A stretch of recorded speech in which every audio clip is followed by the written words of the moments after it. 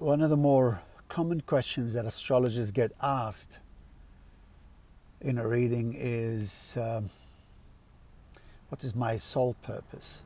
Or where can I find my soul in my natal chart? I'm going to bust some chops here. Is that the saying?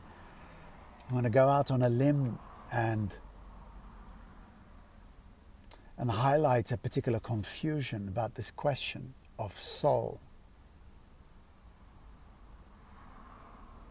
For many years I've had a very practical definition, if you like, of what a soul is. I'd like to offer that as a sort of pretext for what I wanted to say in this short video.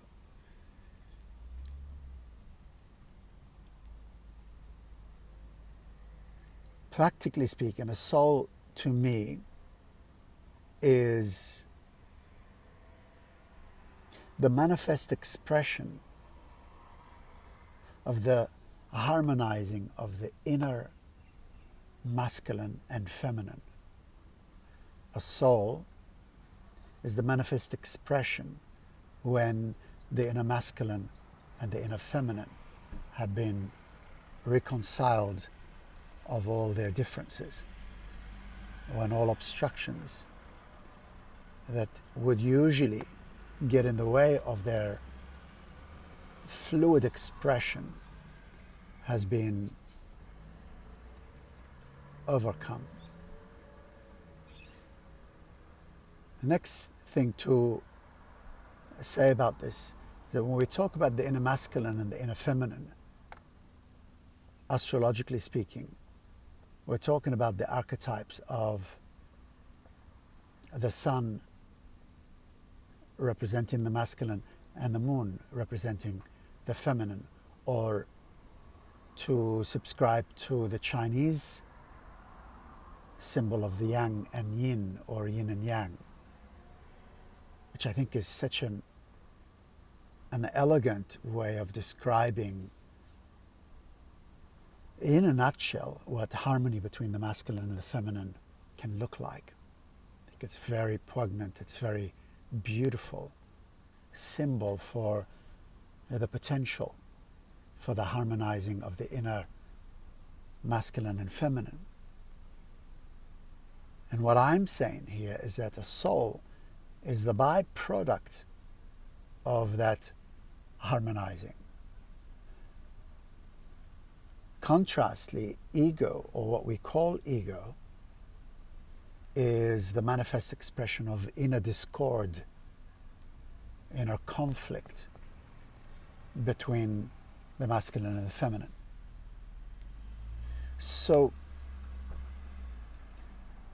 in a chart, when someone says, where can I find my soul in the chart, or what is my soul purpose? It would be more perhaps correct to say that my soul purpose is to create harmony between the masculine and the feminine, so that I may be able to live a soulful life. So this question is, or the question of what is my soul purpose, really supposes that every single individual has a different soul purpose. No, we all have the same soul purpose. Our purpose is to give birth to a soul, is to create inner harmony, so that we may best live in a soulful way in service of higher purpose. Love being the highlighted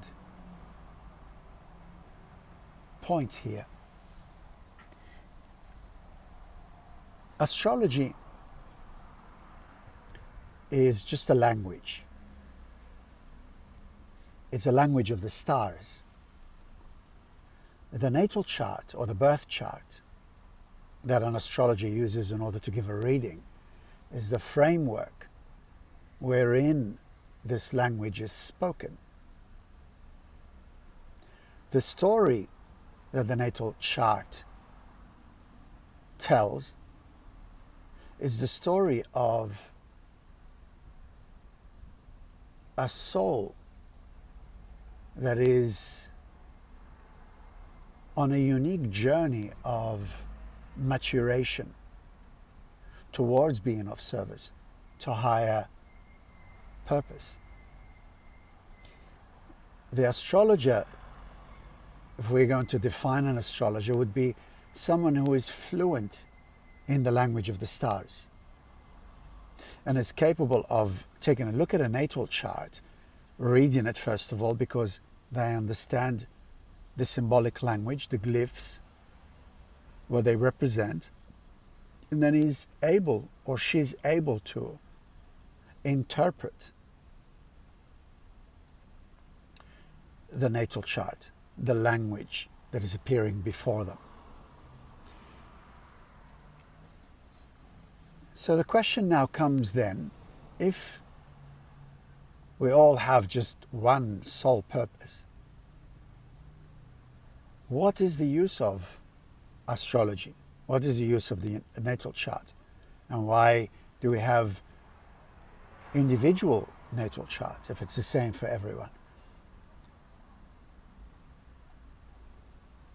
We have unique charts because the means of arriving at inner harmony is different for everyone. And the destined expression of the soul is different for everyone. In other words, once inner harmony, let's say for me or for you, has been arrived at to whatever degree, then I will be able to live a soulful life, to fulfill my destiny in a soulful way. Now, contrast to this definition, practical definition of what a soul is. If a soul is the manifest expression of inner harmony, contrastly, ego is the manifest expression of inner conflict. So an astrologer's job then would be to help a person realize inner harmony, to help a person to reconcile the differences between the masculine and the feminine, as represented by the sun and the moon in the natal chart. The sun and the moon, their positioning in the natal chart tells us about the relationship between the masculine and feminine archetype as it was imprinted by the child in those early years, how it perceived the father archetype and the mother archetype. Not how the father and the mother were, but how the child perceived and interpreted the father and the mother according to their own natal chart. That's why not all children perceive the father and the mother in the same way. We all interpret according to our natal chart placements. Not set in stone, but our interpretations, the persuasion to interpret in a particular way is what the natal chart capable of showing. So an astrologer's job then takes this unique natal chart, the birth chart, your chart, is able to interpret it and articulate how harmony can be arrived at. And should that happen, and as that happens,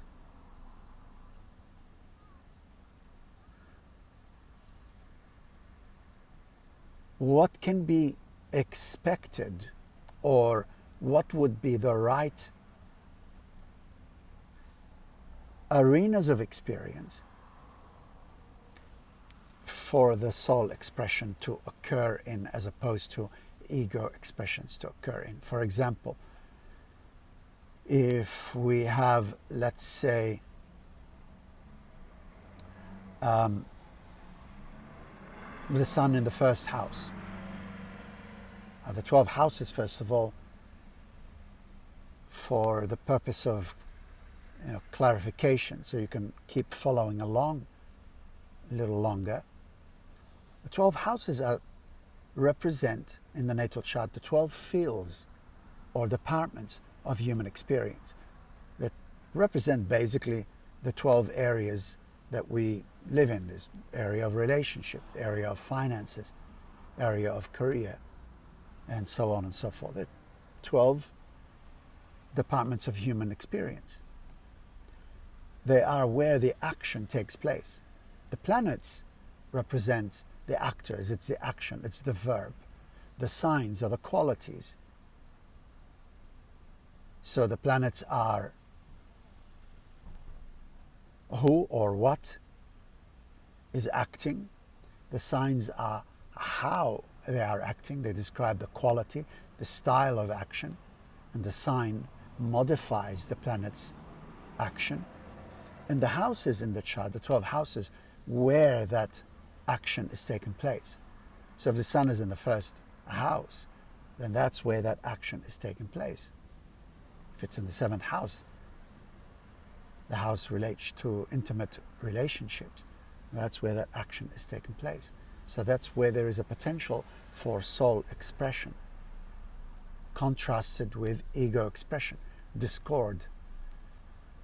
So the 7th house not only has the potential for difficulties according to the ego expression, but it also has the great potential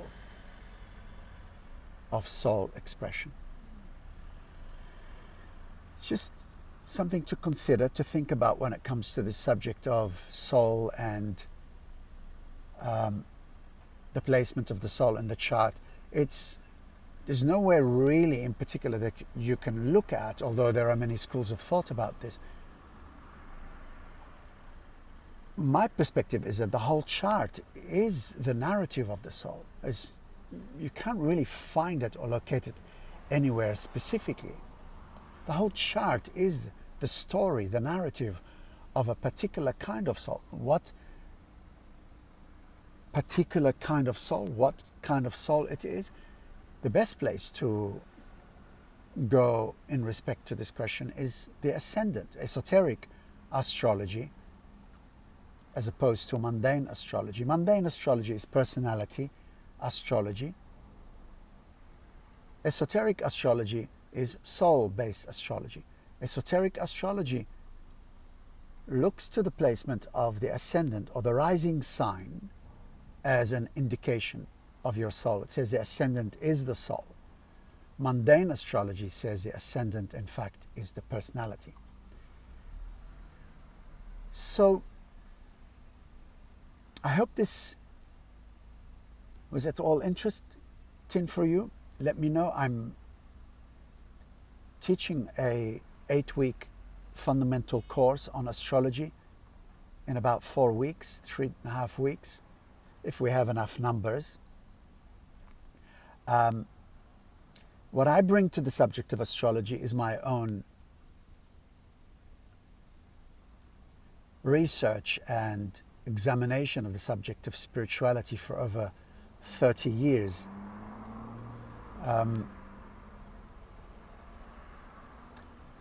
So I tend to have a somewhat Uranian take on the definitions, the contemporary definitions that astrology usually ascribes to things, as I have just demonstrated by speaking about the soul in a practical way. Because for me, spirituality is a very practical matter. Astrologically speaking, I've got Taurus sitting in my 12th house, which is behind the scenes, or the veiled spiritual kingdom. So for me, astrology must be very practical.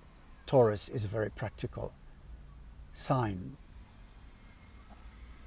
So it can teach us a lot. Astrology, it's a wonderful, wonderful framework for self-study, self-examination. If you'd like to know more, get in touch with me. If you'd like to take part in my 8-week course, it's limited to 15 people. We will be looking at the fundamentals of astrology, the various layers of the natal chart, and how to go about reading a natal chart like a pro, to move in that direction.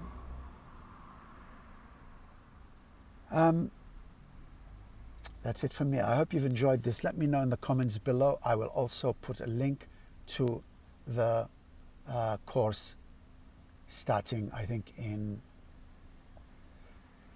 about 3.5 weeks or so in November. Take care, Sam speaking. Bye-bye.